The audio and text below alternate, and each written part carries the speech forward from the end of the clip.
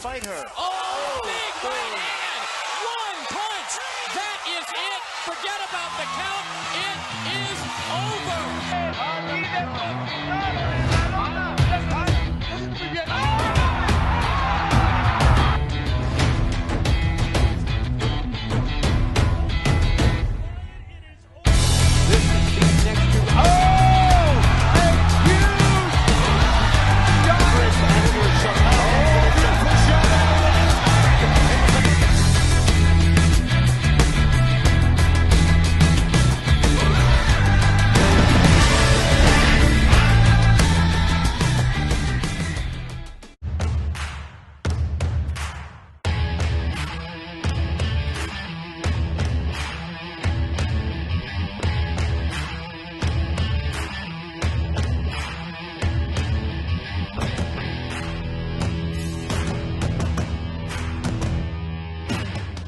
Boxing Club from Chicago, Illinois, Summertime Lynn.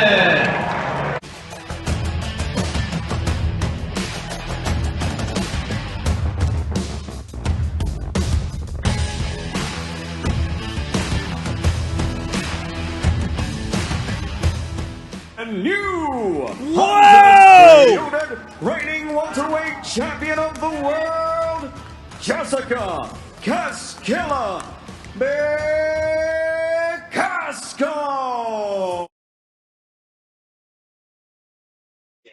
Hi everyone, I'm Sasha from Women's Fight News. Today I'm joined by 3-0 prospect Lynn and undisputed welterweight champion Jessica McCaskill.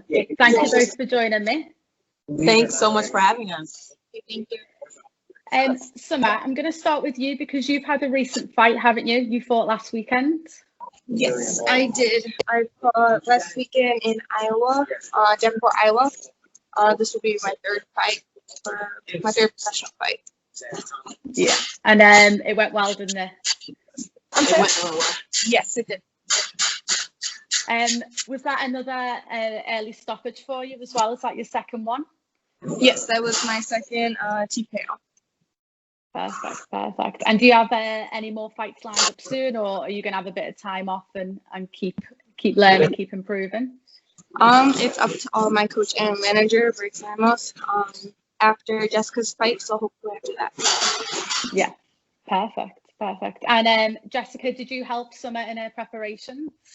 We all work out as a team here, so we have strength and conditioning together early morning. We have our afternoon workouts here. We all spar at the same time, so we're always doing everything together. Yeah, no, that's perfect, because boxing can be quite a lonely sport as well, so it's nice that. Yeah, that's what people say, and it's funny because for the most part, we don't experience it like that. Yeah, no, that's good, and it's easy to encourage each other, motivate each other, obviously help each other out then as well.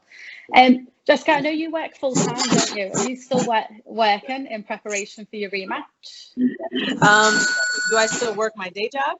Yes. Yeah, I do. I think this is my last week working, and I took some time off. I usually don't. I'll work right up until fight week, and then of course fight week is off because we're traveling, but this time we're going to have a little bit more time off before fight week. Yeah, and how do you juggle working a full-time job, being a full-time boxer? How does that happen? It's more of a just kind of scheduling, strategizing kind of thing. Like, as long as my day is planned out, it's actually helpful because I don't have to think about it. I just go from one thing to the next, training at 4:45 in the morning. I'm done at 6. I start work at 6. I get like a lunch run in, and then I stop working at 3. I start my afternoon workout at 3. So everything kind of runs together, and all of the other juggling in between just kind of happens magically. I don't know how you have the energy. Yeah. Summer, I know you're in university, is that right, or college? At the moment, I'm taking a break for this semester, but I was last year and partial of this year. Yeah, and is that just to focus on your boxing, taking a break? Yes, just for the semester. I'm gonna go back in the fall, and I just kind of want to focus on this right now. We have so much coming forward for Jessica and I, so just kind of want to focus on that. Yeah. because it can be quite rare for boxers to carry on with their education and have a degree. I suppose it's quite tricky to juggle all of that about, but was that always important for you to stay in education? Yes, everybody here at the gym has education here, so like college level, and it's just something that my parents have always insisted on me, so I have to do what I have to do. Yeah, definitely. And how long have you been with your coach, Rick Ramos? I've been here since I've ever started boxing, so like 7 years ago. I was 12, so I've been with him since I was 12 years old. And now I am 19, so quite a while. Yeah. And what's made you kind of stay with him so long? How's the relationship work so well for both of you, do you think? I mean, the relationship works so well because we've grown together, we've learned about each other like over time, and I mean, it's not necessarily just like a coach first like relationship, it's more like family. Everybody's here really close, and like I trust Rick, trusts me, and I look up to him as like a person like of guidance and stuff like that. So I mean, over the years we've gotten closer and closer and closer as I've grown.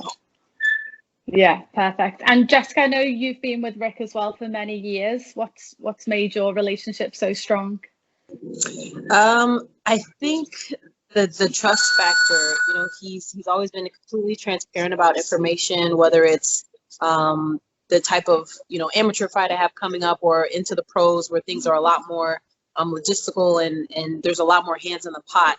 And he's never given me a reason to worry about anything. And even if he comes up with some grand master plan, like, hey, we're gonna move up to 147 and fight Cecilia and take all the belts, I just say, okay, coach, whatever you say, and just go for it. And I think his willingness to put himself and his name, his reputation on the line for me is another part of, why we've grown so close. And we definitely have a love for each other because we've earned it. And it's not just like, I come into the gym and, I pay dues. And so it's like, it's nothing like that. It's definitely, respect that's been earned.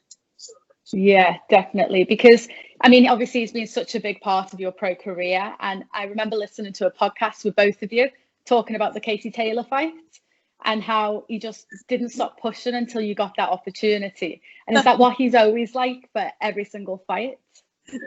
Yeah, but the strategy is a little different, here and there. I mean, back then it was just kind of like we were looking to be heard because she was saying these crazy things like we've called everybody and nobody wants to fight me, and it's like, yo, we'll fight you, like we're not afraid, So we just kind of had to make a little bit of noise, and now we still make noise, but it's definitely not as rough around the edges. The way that we do things, and we don't have to do those kind of things anymore. We've made it to a point where we can just talk on a podcast, or we can put information out in a different kind of way. Yeah, definitely. And obviously you and Summer have known each other for many years now. What's it been like for you to kind of see Summer progress through the years and obviously go from amateur to professional? It's been very interesting because, I kind of have this backup plan of, either training or managing fighters myself. So to see that development is part of my learning experience for that avenue when it comes time for that. But so I've been able to use her kind of as like a staple of what to expect and how to change things and how things should be maneuvered. So it's been a very kind of like work-minded, kind of thing for me.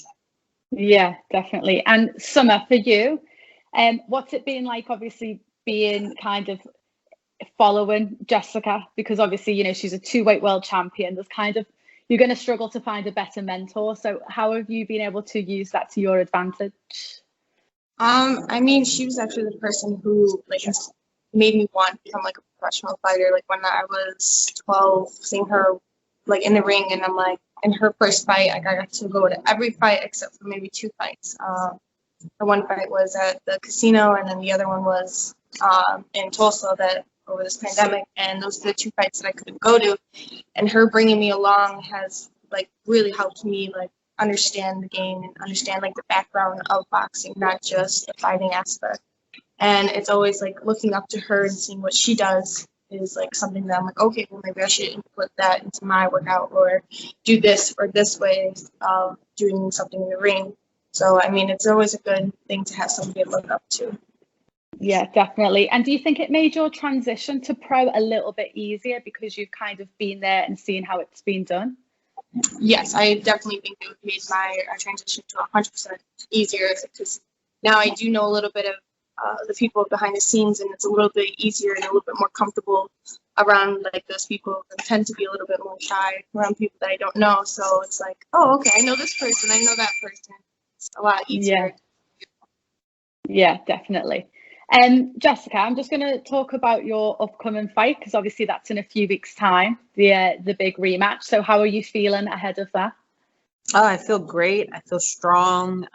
We're really focused. We've been working on some new things in the gym, and you know, it's kind of more exciting to kind of just see what I'm able to do, not the fight, not all of those things. It's just like you've been training to do these specific things, and then you want to put them on display for everybody. So I'm really excited to be able to do that.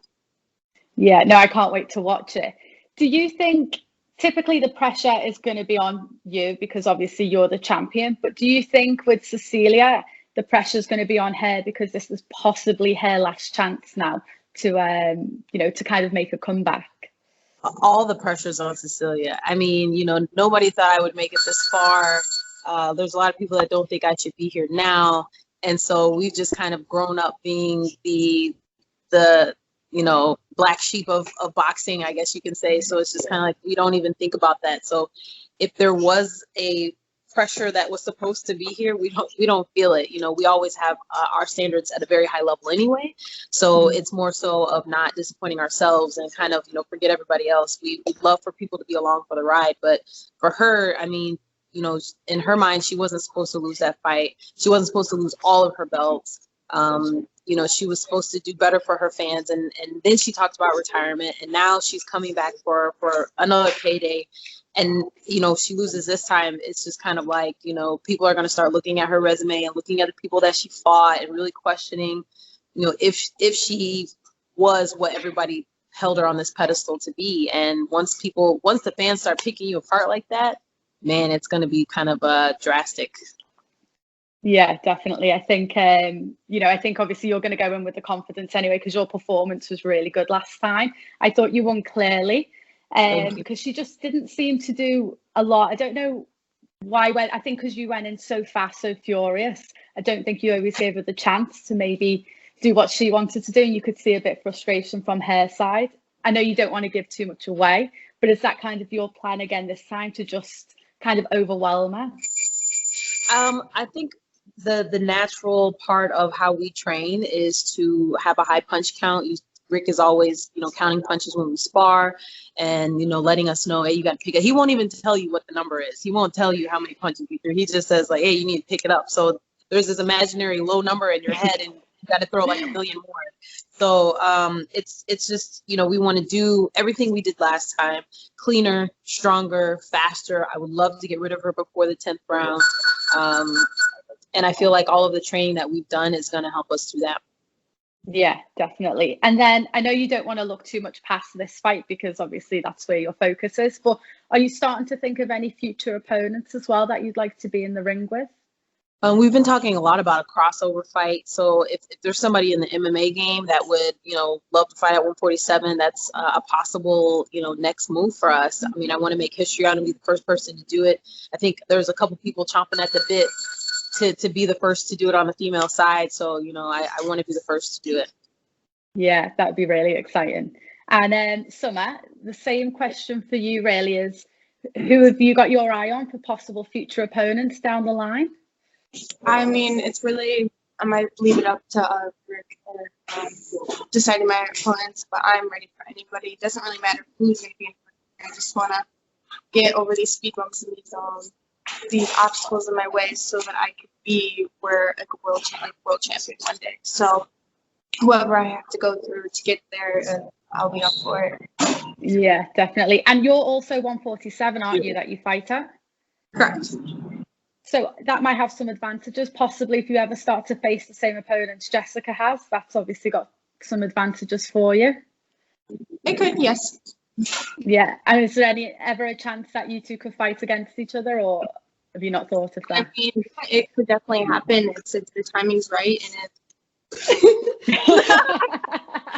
the timing's right, and if it's something that coach like plans for us, I mean, then yeah, I mean, I would be down for it, and I mean, it's much love between us, and it's never gonna be something that's like what's the word for it? I mean, like, there's not gonna be no battle between us. It's just gonna be all love, and it's gonna keep the business here, and it's gonna keep the belts at our gym, and it's not gonna go anywhere else. It's gonna be here. So it's not. Yeah. As long as we keep it here in Chicago, I mean, that's great, right? Yeah, So. exactly. Yeah, no, definitely. I just want to thank both of you for your time. I really appreciate it, especially I know you're in the middle of training and obviously you're both super busy. So I really appreciate that. So I wish you all the best of luck, and hopefully you get a future fight soon. And Jessica, I wish you all the best in a few weeks, and I really hope you come back with all your belts again. Thank you so much. Thank you for watching. If you enjoyed the video, please click like now and subscribe. You can also follow me on Twitter and on Instagram. Thank you. Bye.